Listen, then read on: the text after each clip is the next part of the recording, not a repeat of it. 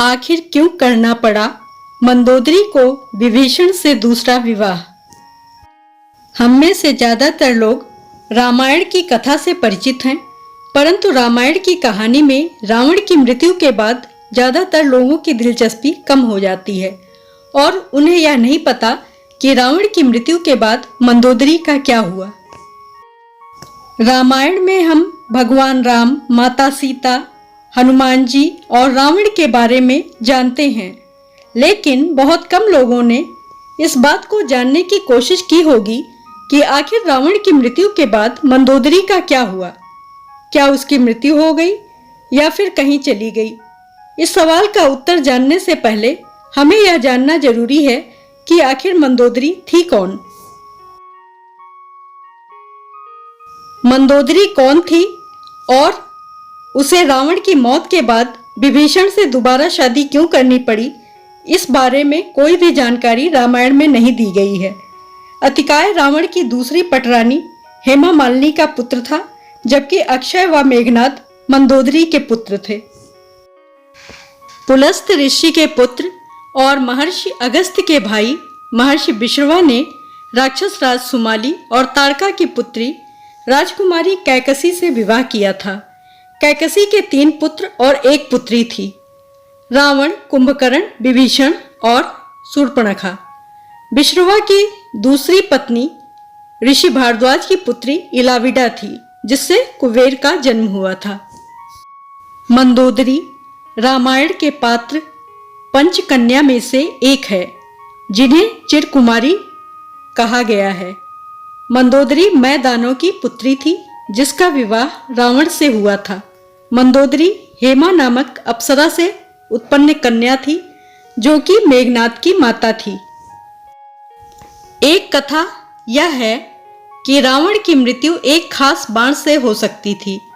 इस बाण की जानकारी मंदोदरी को थी। हनुमान जी ने मंदोदरी से इस बाण का पता लगाकर चुरा लिया, जिससे राम को रावण का वध करने में सफलता मिली। सिंघल द्वीप की राजकन्या और एक मातृका का नाम भी मंदोदरी था। हालांकि जनश्रुतियों के अनुसार मंदोदरी मध्य प्रदेश के मंदसौर राज्य की राजकुमारी थी। यह भी माना जाता है कि मंदोदरी राजस्थान के जोधपुर के निकट मंडोर की थी। हिंदू पुराणों में वर्णित एक कथा के अनुसार एक बार मधुरा नाम की अप्सरा कैलाश पर्वत पर भगवान शिव से मिलने आई।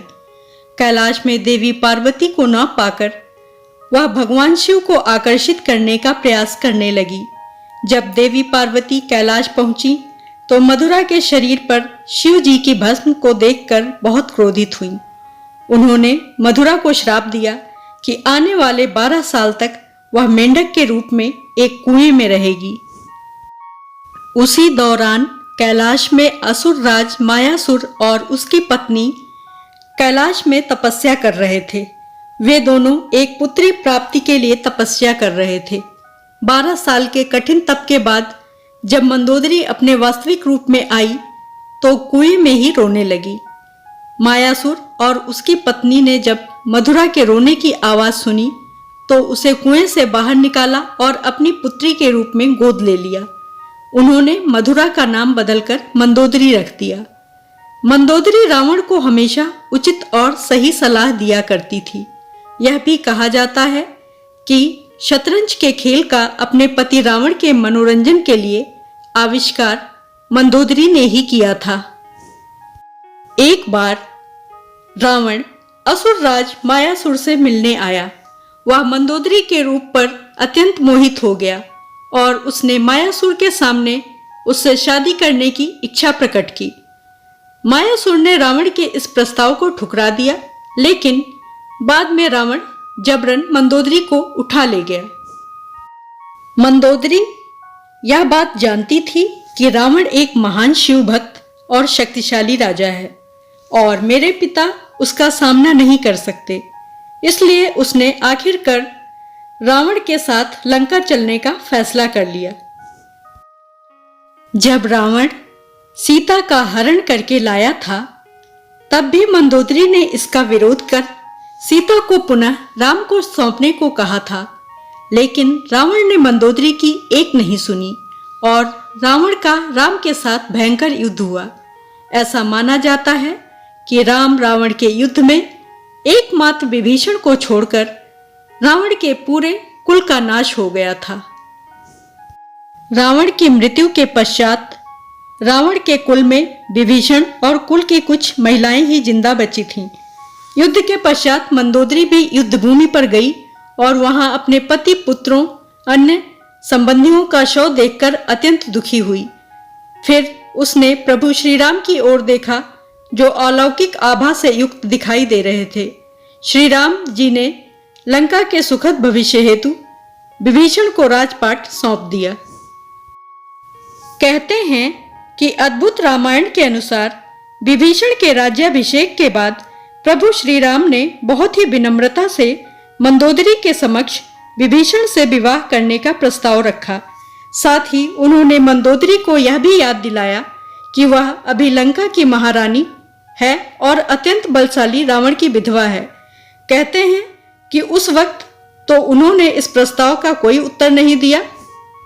जब प्रभु श्री राम अपनी पत्नी सीता और भ्राता लक्ष्मण के साथ वापस अयोध्या लौट गए तब पीछे से मंदोदरी ने खुद को महल में कैद कर लिया और बाहर की दुनिया से अपना संपर्क खत्म कर लिया। कुछ समय बाद वह पुनः अपने महल से निकली और विभीषण से विवाह करने के लिए तैयार हो गई। हालांकि कुछ विद्वानों का मानना है कि इस बात में कोई सच्चाई नहीं है, यह तो मात्र किंवदंतियां हैं।